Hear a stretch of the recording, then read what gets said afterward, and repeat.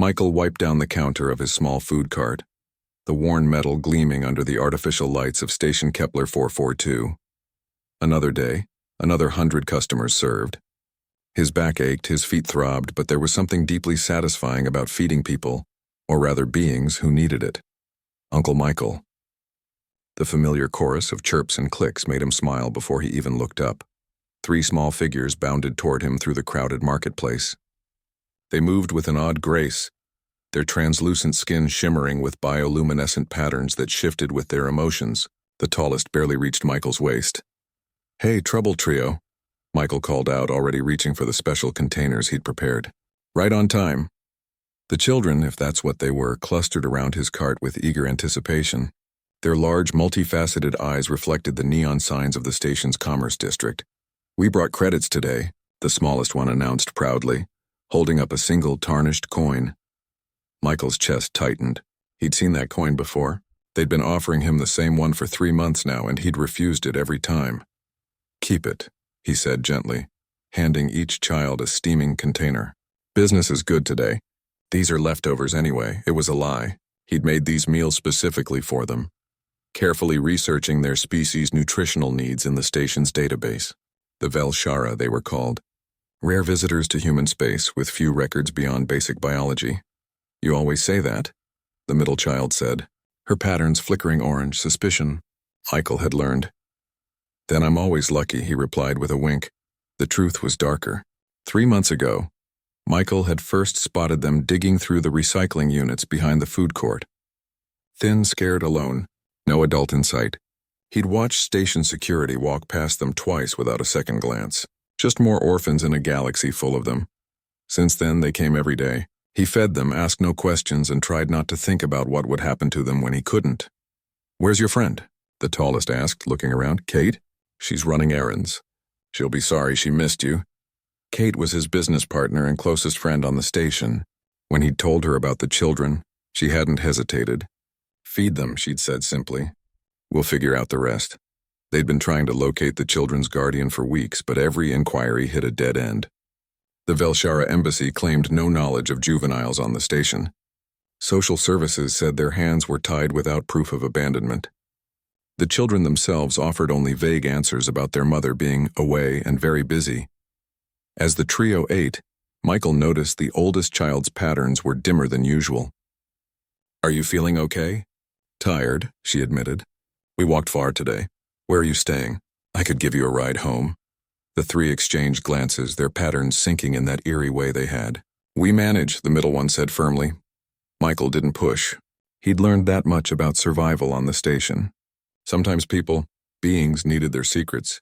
"Take extras," he said, packing additional containers, "in case your mother comes home hungry." Their patterns flashed bright yellow joy, and Michael felt the familiar warmth in his chest. This was why he did it. Not for profit or recognition, but for these small moments of making someone's day a little less terrible. After they left, Kate returned with supplies. "You fed them again?" "Of course." She set down her bags and looked at him with that expression she got when she was trying to figure out if he was stupid or noble. "Probably both." "Michael, we can't keep this up forever. The cart's barely breaking even as it is." "I know. We need to report them, get them proper help, and have them taken away, thrown into a system that doesn't understand their species." "Kate, you've seen what happens to alien juveniles in human foster care." She sighed, running a hand through her dark hair. "So what's your plan? Feed them until we go bankrupt?" "If that's what it takes." "You're impossible." But she was smiling. "Fine, but I'm helping, and we're figuring out their living situation by the end of the month." The next week passed in routine. The children came daily. Michael and Kate fed them, talked with them, learned their names, Ziara, Meloth, and little Kipshaw. They were smart, funny, and surprisingly knowledgeable about galactic politics for orphans living in a station's underbelly. Then everything changed. Michael was closing up when a shadow fell across his cart. He looked up to find himself surrounded by figures in gleaming armor, their weapons holstered but visible. Behind them, the marketplace had gone eerily quiet. "Michael Chen?" The lead figure's voice was modulated, impossible to read. His mouth went dry. "That's me. You are to come with us immediately." Kate stepped forward. On what authority? The imperial authority of the Velshara Ascendancy. Michael's blood turned to ice. The Velshara Ascendancy. One of the three major powers in known space. Rulers of 200 systems and countless billions. They were escorted through the station in silence, drawing stares from every direction. Michael's mind raced. Had he violated some cultural taboo? Was feeding the children some kind of crime he didn't understand? The ship they boarded was beyond anything he'd seen. Organic curves met crystalline technology in ways that hurt to look at. They were taken to a chamber that seemed to exist in more dimensions than three. And there, at its center, sat a being of terrible beauty. She was twice Michael's height, her form humanoid but clearly not human. Patterns of light cascaded across her skin like living galaxies. A crown of what might have been metal or might have been bone rested on her head. Power radiated from her like heat from a star. "Michael Chen," she said, and her voice was the sound of solar winds and dying stars. "I am Empress Velara Talshara, sovereign of the Ascendancy, guardian of the Silver Nebula, first among the Velshara." Michael tried to speak. Failed. Tried again. "Your Majesty, I understand," she continued, "that you have been feeding my children." The world tilted. "Your children, Ziara Meloth and Kipsha, my heirs, the future of my people." Her pattern shifted to something Michael couldn't interpret. "I have been negotiating a peace treaty with your federation. It required my complete attention, and I thought they would be safe here, anonymous, protected by obscurity."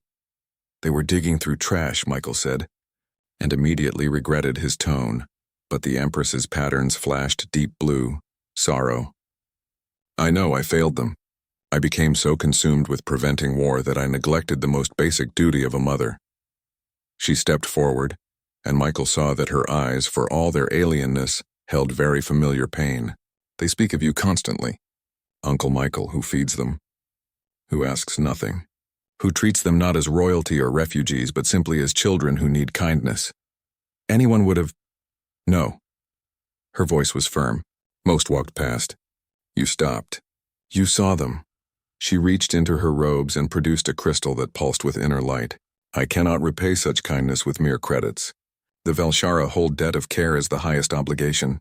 You fed my children when I could not. You are owed a debt beyond price." Michael looked at the crystal, then back at the Empress. "I don't want payment. I wanted them to be okay." The Empress's pattern shifted to bright gold, something that might have been respect or wonder or both. "This is why the Federation will endure," she said softly. "This small kindness given freely. Expected nothing, asking nothing." She closed Michael's hand around the crystal. "Nevertheless, the debt is recorded. When you need aid, any Velshara in the galaxy will answer. This I swear on my crown and blood." A door opened and three small figures rushed in. "Uncle Michael." He knelt as they swarmed him, their patterns a wild rainbow of excitement and relief. "Hey, Trouble Trio. Mother said we can visit," Ziara announced. "Every week. And you and Aunt Kate can come to the palace." Michael looked up at the Empress, who inclined her head. "If you will accept." Michael felt Kate's hand on his shoulder. When had she arrived? We'd be honored. As they left the chamber, Kipsha clutched his hand. "Will you still make us lunch?" Michael smiled, his eyes stinging. "Every single day you want it, kiddo. That's a promise." Behind them, an Empress watched and wondered at the strange species who measured worth not in power or territory, but in meals shared with hungry children. And she thought perhaps that the galaxy might be in better hands than she'd believed. Michael returned to his cart the next day. The crystal sat in his pocket unused and unneeded. He had everything he wanted right here.